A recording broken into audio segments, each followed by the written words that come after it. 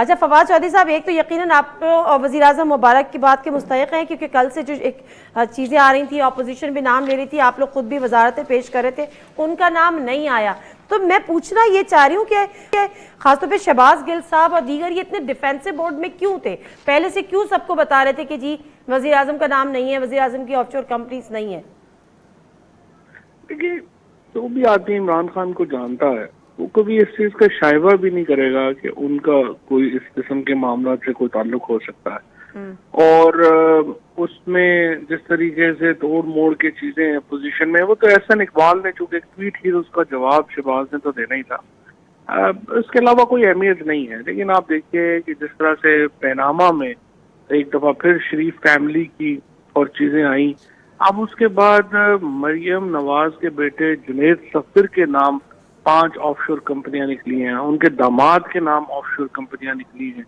پتہ نہیں اس خاندان کو کتنا پیسہ چاہیے اور کتنا پیسہ جینے کے لیے ضروری ہوتا ہے. لیکن یہ تمام وہ پیسہ ہے جو پاکستان کے لوگوں کے نام سے یہ پیسہ جو ہے وہ باہر گیا ہے، اور یہ پیسہ جو ہے وہ اصل میں پاکستان کے لوگوں کا پیسہ ہے جس کو ان لوگوں نے انلیگلی باہر ٹرانسفر کیا.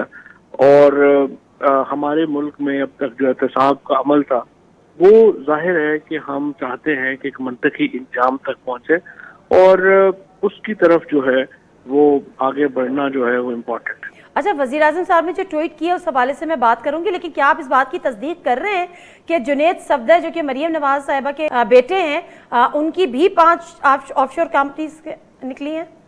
جی بالکل، یہی جو اطلاعات ہیں. نہ صرف یہ کہ جنید صفدر کے نام کے اوپر 5 کمپنیز ہیں، بلکہ جو شریف یہ جو انسٹیٹیوٹ ہے جہاں پہ بچے پڑھتے ہیں، یہاں پہ یتیم بچوں کے نام کے اوپر بھی فورج کمپنیاں کریٹ کی گئیں، اور پیسے جو ہیں وہ ان کمپنیز کو بھیجے گئے. وہ ایک علیحدہ اسکیم جو ہے وہ بھی اس میں ابھی آ رہا ہے، اور اس کی تفصیلات بھی جلد جو ہے وہ سامنے آ جائیں گے. اچھا اب پی ایم نے یعنی وزیر اعظم عمران خان صاحب نے ٹویٹ کیا ہے، انہوں نے نہ صرف اس کو ویلکم کیا ہے بلکہ یہ کمٹ بھی کیا ہے کہ جن کے نام آئے ہیں ان کے خلاف کارروائی ہوگی، انویسٹیگیشن بھی ہوگی اینڈ ایوری تھنگ.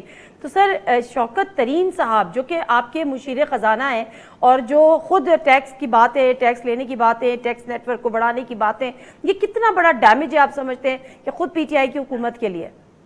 کوئی ڈیمیج نہیں ہے، ان کی آپ نے وضاحت بھی تو ساتھ چلائی نا. یہ تو نہیں نا کہ آپ میں نے چلائی سر، وہ بھی چلائی نا، وہ بھی چلائی. آپ نے جس طرح تو نہ کرے نا، پھر دونوں چلائی ہے، ان کی وضاحت چلائی ہے. لیکن میرا سوال، تو ان کی وضاحت کیا ہے؟ مجھے انہوں نے بتایا کہ 2014-2015 میں ہم نے بند کر دی تھی، اس سے پہلے کوئی ٹرانزیکشن نہیں ہوئی تھی. لیکن بہرحال دیکھنا یہ ہے کہ آیا انہوں نے اپنے اثاثوں میں ڈکلیئر کی تھی یا ڈکلیئر نہیں کی. نہیں آپ نے سمجھی نہیں نا. تو ڈکلیئرڈ ہے تو پھر تو کوئی مسئلہ نہیں ہے. مبشر زیدی صاحب بھی ہمارے ساتھ ٹرانسمیشن ہے، آپ سے کچھ بات کرنا چاہ رہے ہیں. زیدی صاحب. جی فواد بھائی، جو اس میں دیا گیا ہے وہ مونے سلائی کے حوالے سے آپ کے اتحادی بھی ہیں، اور یہ کہا گیا کہ ان سے جب جواب بھی مانگا گیا انہوں نے جواب نہیں دیا، اور اب وہ کہہ رہے ہیں کہ ان کے خلاف سیاسی انتقامی کارروائی ہو رہی ہے، یہ ایک سیاسی انتقام ہے. تو وزیر اعظم نے تو کہا ہے، تو بہتر نہیں ہوگا کہ وزیر اعظم شروع ان لوگوں سے کریں جو ان کی کیبنٹ میں ہیں یا ان کے جن کا تعلق پی ٹی آئی سے؟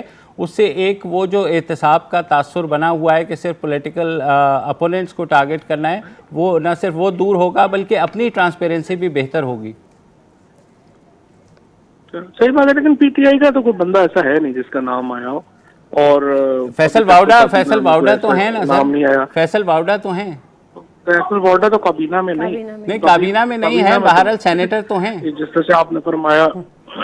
سر وقار مسعود کا بھی نام ہے جو کہ مشیر ہیں وزیر اعظم کے. وہ بھی نہیں ہے نا. وہ تو اچھا، دوسری بات یہ ہے کہ یہ جو ایشو ہے نا، نہ وقار مسعود کا بھی نام ہے نہ فیصل باوڈا کا بھی. یہ لوگ جو ہے ظاہر ہے اپنا اپنا جواب دیں گے، وہ پرائیویٹ سٹیزنز ہیں، ان کو جواب دینا ہوگا.